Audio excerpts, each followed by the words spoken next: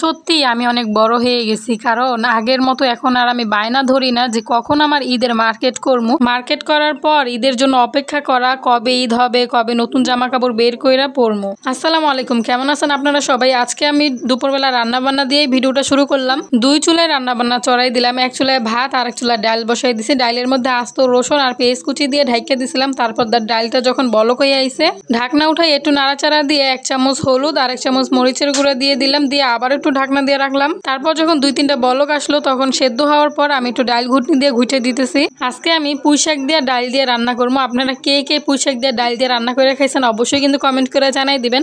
যাই হোক, ওই জায়গায় আমার 2 চুলায় রান্না চড়াই দিয়ে আমি আবার আমার শাশুড়ির চুলায় জাল দিতে এলাম, কারণ আমার শাশুড়ির রান্না চড়াই দিয়ে কই জানি গেছে, দেখলাম তার চুলায় ধোয়া হইতেছে। এর লেগে আমার এক চুলায় ভাত তরকারি চড়াই দিয়ে আমার শাশুড়ির চুলায় আবার জাল দিতে এলাম। তারপর আবার আমার চুলার সামনে যাই, আবার একটু আমি নাড়াচাড়া দিই। তারপর আবার আমার শাশুড়ির চুলার সামনে আহি। আমিও 2 চুলায় রান্না চড়াইছি, আমার শাশুড়িও 2 চুলায় রান্না চড়াইছে। যেটা আর কি পাতা দিয়ে জাল দেওয়া লাগে, এই পাতা দিয়ে জাল দেওয়ার সময় কিন্তু বইয়ে বইয়ে জাল দেওয়া লাগে, আর নয়তো চুলায় লিপবা যায় আর অনেক ধোয়া হয়। আর যদি খড়ি দিয়ে এক চুলায় রান্না চড়াই তাহলে কিন্তু খড়ি দেওয়ার পর অন্য অনেক কাজ করা যায়। তারপর দেখলাম আমার শাশুড়ি আমি আইয়ে পড়ছে, তো হ্যাঁ আবার হ্যাঁ চুলার সামনে বয় দিয়ে আমি আবার আমার চুলায় আইয়ে পড়ছি। এই জায়গায় আমার ভাত হয়ে গেছে আর এক চুলায় তরকারি ওইটাও হয়ে যাইতেছে। পুঁই শাক আর ডাইলের তরকারিটা হয়ে গেছে। এখন ওইটা বাগার দেওয়ার লেগে আমি এই জায়গায় পেঁয়াজ আর রসুন আর কয়টা শুকনা মরিচ দিয়ে বাগার দিয়ে নিমু। আর এই যে আমার পুঁই শাক আর ডাইলের তরকারিটা কিন্তু হয়ে গেছে। আর এইটা কিন্তু অনেক মজা লাগে। এটার মধ্যে কাঁচামরিচের ঝাল দিয়ে যদি রান্না করে তাহলে কিন্তু আরো বেশি মজা লাগে।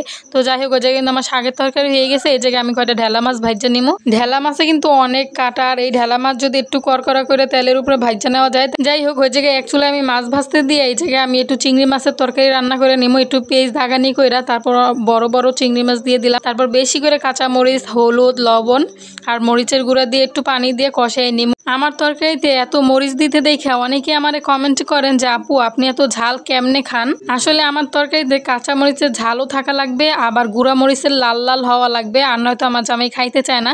যেদিন একটু সাদা তরকারি হয় ওই দিনকে বারবার কইতে থাকে যে কি রাঁধছো, তরকারি তো আমার দিকে চাইয়ে রইছে। হ্যার কথা হয়েছে তরকারি লাল হইলে আর মনের মতো হয়, আর একটু সাদা হইলে নাকি তরকারি হ্যার দিকে চাইয়ে থাকে। তরকারি যেন আমার জামাইয়ের দিকে চাইয়ে না থাকে, এর লেগেই কিন্তু আমি আমার তরকারিতে সবসময় মরিচটা বেশিই দেই।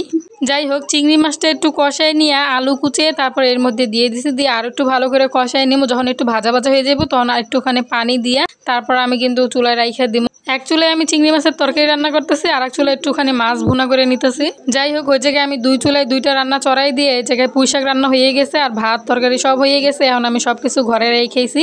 এখন ওর সাথে ঝাড়ু দিমু, ঝাড়ু দিয়ে অল্প কিছু থালা বাসন বাইরেব, ওইগুলো নিয়ে এখন আমি খালপাড়ে যাবো। খালপাড়ে থেকে হাত মুখ থালা বাসন সবগুলো ধুয়ে আসবো। ইফতারির সময় বাকি আছে আর মাত্র 15 মিনিট। এই 15 মিনিটের মধ্যে আমি হাত মুখ ধুইয়া ইফতারি সামনে নিয়ে বসে পড়বো।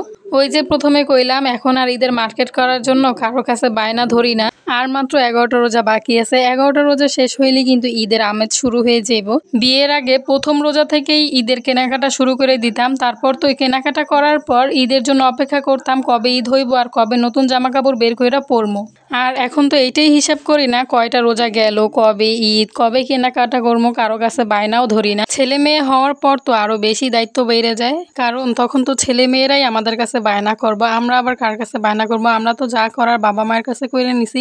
এখন আমাকেও পোলাপানরা আমাকে কাছে বায়না করবো, আর সেই বায়নাগুলাই আমরা পূরণ করবো। সত্যি আমরা প্রত্যেকটা মাইয়েরাই বিয়ের পর একেবারেই পরিবর্তন হয়ে যাই। যাই হোক, তোমাকে লগে কথা কইতে কইতে এই জায়গায় আমি সব কাজকর্ম শেষ করে ইফতারি সামনে নিয়ে বইয়ে পড়ছি। আজকের ইফতারিতে আমি ওরকম কিছুই তৈরি করি নেই, শুধুমাত্র গরম গরম ভাত, ঢেলা মাছ ভুনা আর ডাল দিয়ে যে পুঁই শাক রান্না করছিলাম ওইটাই আছে। হেরির জন্য চিংড়ি মাছ দিয়ে আলু দিয়ে রান্না করে রাখছি। প্রত্যেক দিন ইফতারিতে বুট মুড়ি ভাজা পোড়া খাওয়ার চেয়ে ভাত খাওয়াই আমার স্বাস্থ্যের জন্য আমি ভালো বুঝি, এই জন্য আমি চেষ্টা করি ভাত খাওয়ার জন্য। যাই হোক, আমি আমার সাদামাটা জীবনযাপন তোমাদের সাথে শেয়ার করলাম। আর আজকের ভিডিওটা তোমাদের কাছে কেমন লাগলো অবশ্যই কিন্তু কমেন্ট করে জানিয়ে দিবা। সবাই ভালো থাকবা, সুস্থ থাকবা, আর মার্কেট করা হয়েছে কিনা অবশ্যই কিন্তু কমেন্ট করে জানিয়ে দিবা। আল্লাহ হাফেজ।